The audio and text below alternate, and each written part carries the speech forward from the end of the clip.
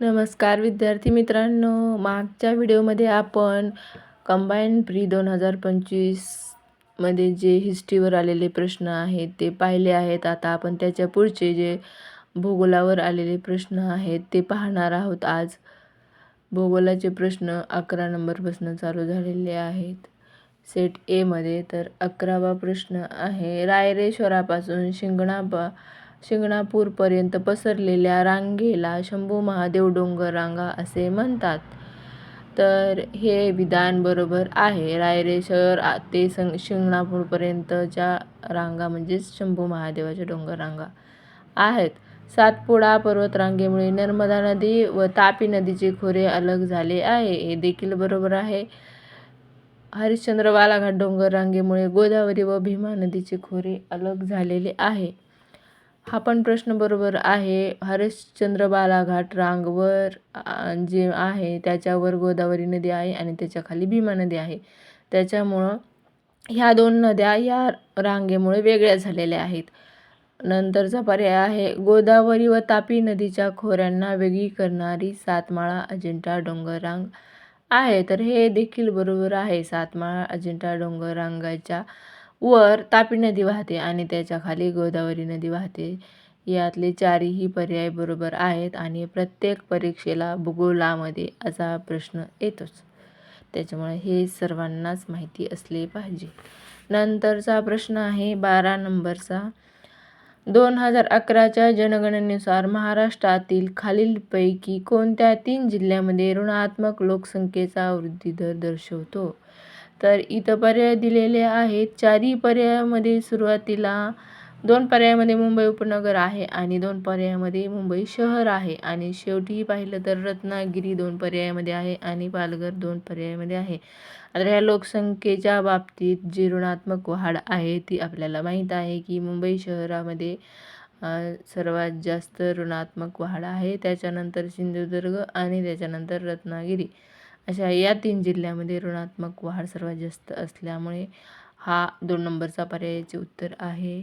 नंतरचा प्रश्न आहे, संचालनालय खनिज विभाग नागपूर यांच्या 2014च्या आकडेवारीप्रमाणे महाराष्ट्रात लोह खनिजाचे साठे कोणत्या जिल्ह्यात अधिक आहेत?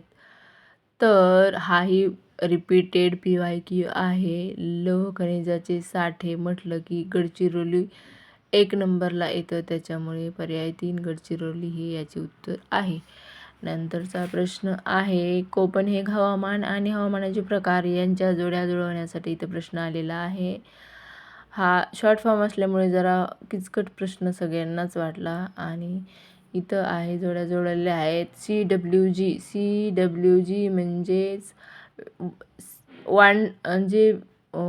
वार्म जी म्हणजे गंगेचं हवामान आहे. इथं CWG म्हणजे जे मिझोथर्मल म्हणतात याला, जिथं वार्म आणि शुष्क आणि वार्म असे दोन्ही प्रकारचा जिथं संगम होतो ते ठिकाण म्हणजे आपल्या गंगेचं जे खोरं आहे, गंगेचं जे मैदान आहे त्या ठिकाणी अशा प्रकारचं वातावरण आहे. शुष्क हिवाळा असतो आणि तिथं मान्सून देखील असतो आणि त्या दोन्हीचं मिक्सचर तिथं आढळतं. त्याच्यामुळे CWG म्हणजेच मेझोथर्मल आहे याची जोडी. नंतरचा पर्याय आहे BWHW. आता इथं H वरून हॉट आपण म्हणू शकतो म्हणजेच वाळवंट. तर वाळवंट कुठं? पर्याय 1 मध्ये उष्ण वाळवंटाचा उल्लेख आहे, जे की राजस्थानचा भाग जिथं येतो, त्यामुळे बीची जोडी एसला जुळवता येते. नंतर DFC तिथं DFC म्हणजेच ड्राय असणार, ड्राय आणि कोल्ड म्हटलं की C म्हणजे कोल्ड म्हटलं की इथं थंड. मग थंड कुठं आले तर थंड हे पर्याय 2 मध्ये आले आहे. थंड आणि आर्द्र म्हणजे जो की जिथं बर्फ आणि दमट पण वातावरण आहे, म्हणजेच अरुणाचल प्रदेश आणि सिक्कीमचा भाग येतो तिथे. नंतरचा पर्याय आहे AMW. M म्हणजे मान्सून आणि W म्हणजे विंटर. आता उष्णकटिबंधीय मान्सून जे पर्याय आहे एम मान्सूनचा, त्याच्याशी याची जोडी लागते. तो म्हणजे आपला मान्सून आपल्या इकडं पश्चिम घाटामध्ये या प्रकारचं वातावरण आहे उष्णकटिबंधीय मोसमी मान्सूनचं. त्याच्यामुळं AMW ची जोडी उष्णकटिबंधीय मोसमी ह्या पर्यायाशी जोडली जाते. तर पर्याय 1 या 14व्या प्रश्नाचं उत्तर आहे. त्याच्यानंतरचा पुढचा प्रश्न आहे. पुढचा प्रश्न आहे 15 नंबरचा. चिनाब नदी जोजिला खिंडीजवळ उगम पावते.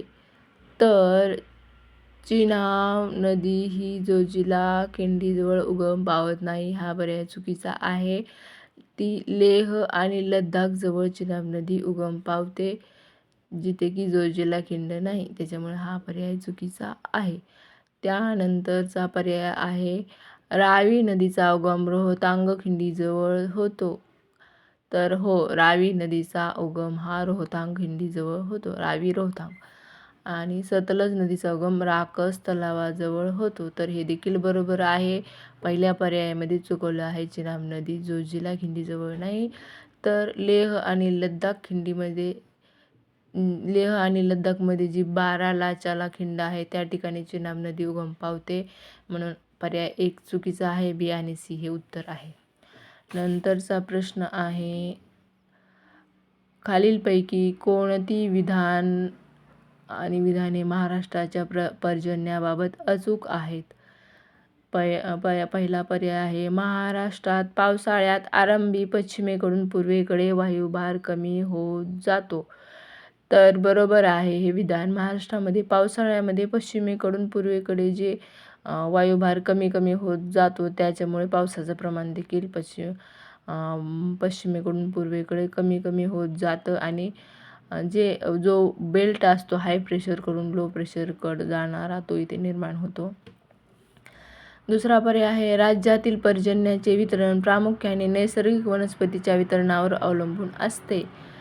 तर चुकीचं आहे. फक्त नैसर्गिक वनस्पतीच्या वितरणावरच पर्जन्याचं प्रमाण अवलंबून नाही, तर पर्जन्यासाठी तापमान, हवामान, निसर्ग, डोंगर, दऱ्या जी काही अडसर ठरतात त्या सर्वच गोष्टीचा त्या प्रभाव पर्जन्यावर पडतो. त्याच्यामुळे दुसरा पर्याय हा चुकीचा आहे आणि दुसरा पर्याय हेच आपलं उत्तर आहे. नंतर C पर्याय आहे नैऋत्य मोसमी वारे घाट माथ्यावरून पूर्वेकडे जातात तेव्हा त्यांची बाष्पधारण शक्ती वाढते. तर बरोबर आहे, घाट माथ्यावरून पूर्वेकडे जाताना त्यांची बाष्पधारण शक्ती वाढते आणि उंचीवरून खाली येताना तापमानामध्ये वाढ होते आणि बाष्पधारण क्षमताही वाढते, असं त्याचं विश्लेषण आहे. विदर्भामध्ये पश्चिमेकडून पूर्वेकडे पावसाचं प्रमाण वाढत जाते. तर बरोबर आहे. विदर्भामध्ये नैऋत्य मान्सून वाऱ्याची जी शाखा येते त्यामुळे तिकडचं जे तापमानामध्ये बदल होतो आणि तिकडं म्हणजे कमी झालेला पाऊस तिकडं पश्चिमेकडून पूर्वेकडं विदर्भात गेल्यानंतर वाढत जातो. त्याच्यामुळे पर्याय B चुकीचा आहे आणि ACD हे आपलं चौथा पर्याय उत्तर आहे. नंतरचा प्रश्न आहे 17 नंबरचा प्रश्न आहे, खालील कोणती विधाने चुकीची आहेत? आता इथं पहिला 4 पर्याय दिले आहेत. कामठी कोळसा क्षेत्र ही आंब नदीच्या खोऱ्यात आहे. तर हा पर्याय चुकीचा आहे. कामठी कोळसा क्षेत्र हे कणान नदीच्या खोऱ्यात आहे, उमरेड या ठिकाणी. त्याच्यामुळे हा पर्याय चुकीचा आहे. नंतर आहे वर्धा खोऱ्यातील कोळसा क्षेत्र चंद्रपूर व यवतमाळ जिल्ह्यात विभागलेले आहे. तर बरोबर आहे, वर्धा खोऱ्यातलं जे कोळशाचं क्षेत्र आहे ते 2 जिल्ह्यामध्ये विभागलेलं आहे, चंद्रपूर आणि यवतमाळ. नंतरचा प्रश्न आहे उमरेड कोळसा क्षेत्र कणान नदीच्या खोऱ्यात आहे. तर हे बरोबर आहे. वर जे कामठी कोळसा क्षेत्र आंब नदीच्या खोऱ्यात आहे, ती वर आंब नदीच्या खोऱ्यात नसून ते देखील कणान नदीच्या खोऱ्यात आहे. आणि कामठी आणि उमरेड हे दोन्ही कोळसा क्षेत्र जे आहेत ती कणान नदीच्या खोऱ्यात आहेत. डी आहे महाराष्ट्रातील तुर्भे या ठिकाणी कॅनडाच्या साहाय्याने अप्सरा आणि ब्रिटनच्या साहाय्याने सायरस या अणुभट्ट्या उभारण्यात आलेल्या आहेत. तर कॅनडाच्या साहाय्याने अप्सरा नसून ब्रिटनच्या साहाय्याने अप्सरा आणि कॅनडाच्या साहाय्याने सायरस. इथं ह्यांनी एकमेकांना मध्ये अल्टर केलेला आहे, त्याच्यामुळे हा देखील पर्याय चुकला आहे. खरं म्हटलं तर हा प्रश्न देखील हॅश झालेला आहे, कारण पर्यायामध्ये बी आणि सी असा पर्यायच नाही. नंतरचा प्रश्न आहे, पाणलोट क्षेत्र विकास कार्यक्रमाचे खालील कोणते उद्देश आहेत? पहिला पर्याय आहे भूमी उपयोजन आणि उत्पादन पर्याप्त वाढ करणे, वाहत्या पाण्याला नियंत्रित करून भूमीचे क्षरण थांबवणे, गुंतवणूक कमी उत्पादन खर्चात वाढ करणे. तर या तिन्हीपैकी पाणलोट क्षेत्र विकास कार्यक्रमाचा उद्देश कुठला? तर भूमी उपयोजन आणि उत्पन्नात पर्याप्त वाढ करण्यासाठी पाण्याची आवश्यकता आहे, त्यामुळे पाणलोट क्षेत्र वाढलं पाहिजे. पर्याय पहिला पण आहे वाहत्या पाण्याला नियंत्रित करून भूमीचे क्षरण थांबवणे. जे पाणी विनाकारण पावसात इकडून तिकडं शेतामधून वाहत जाताना त्याच्यासोबत शेतातली माती वाहून जाते आणि जे भूमीचं क्षरण होतं, त्याच्यामुळे जर तेच पाणी अडवलं आणि शेतामध्ये जिरवलं तर तिथं पाण्याचे साठे निर्माण होतात. त्यामुळे दोन्ही पर्याय बरोबर आहेत, परंतु गुंतवणूक कमी असेल, गुंतवणूक कमीचा आणि पाणलोट क्षेत्राचा काही संबंध नसल्यामुळे हा पर्याय चुकीचा आहे. नंतरचा प्रश्न आहे 19 नंबरचा प्रश्न आहे, महात्मा फुले कृषी विद्यापीठाचे डाळिंब तंत्रज्ञान संशोधन केंद्र हे लखमापूर येथे आहे. तर बरोबर आहे, लखमापूर येथे हे डाळिंब संशोधन केंद्र आहे. फुले यशोदा गव्हाचे वाण महात्मा फुले कृषी विद्यापीठाने 1998 मध्ये विकसित केले आहे. तर हे चुकीचं आहे, हे फुले विद्यापीठाने केलेले नाही. नंतरचा सी आहे, महाराष्ट्र कृषी विद्यापीठाचे कार्यालय मुंबई येथे आहे. तर ए आणि सी बरोबर आहे. महाराष्ट्र कृषी विद्यापीठाचे कार्यालय मुंबई येथे आहे हे बरोबर आहे. सी फक्त बी चुकलेला आहे. नंतरचा प्रश्न आहे, खालील कोणती विधाने बरोबर आहेत? वैतरणा आणि तानसा या उल्हास नदीच्या उपनद्या आहेत. तर वैतरणा नदीच्याच उपनद्या आहेत. सूर्या, पिंजाळ, दहेजा या. आणि उल्हास नदीच्या उपनद्या तर बारवी आणि भातसा या 2 आहेत. उल्हास नदीचा आणि वैतरणा नदीचा काही संबंध नाही. बारवी आणि भातसा ह्या उल्हास नदीच्या उपनद्या आहेत. तर वैतरणा नदीच्या सूर्या, पिंजाळ, दहेजा या उपनद्या आहेत, त्याच्यामुळे हा पर्याय चुकलेला आहे. खानापूर पठाराच्या दक्षिणेला कृष्णा नदीचे खोरे आहे. तर बरोबर आहे, खानापूर पठार हे सांगलीला आहे आणि त्याच्या दक्षिणेला कृष्णा नदी आहे. मन्याड नदी खोरे गोदावरी नदीच्या खोऱ्यात आहे. हे देखील बरोबर आहे. मन्याड नदी ही गोदावरी नदीची उपनदी आहे आणि ते गोदावरी नदीच्या खोऱ्यात मन्याड नदी खोरे आहे. हे बरोबर आहे. त्याच्यामुळे बी आणि सी बरोबर आहे, ए चुकीचं आहे. नंतरचा प्रश्न आहे, अटल इनोव्हेशन मिशन AIM हा केंद्र शासनाचा पुढाकार आहे.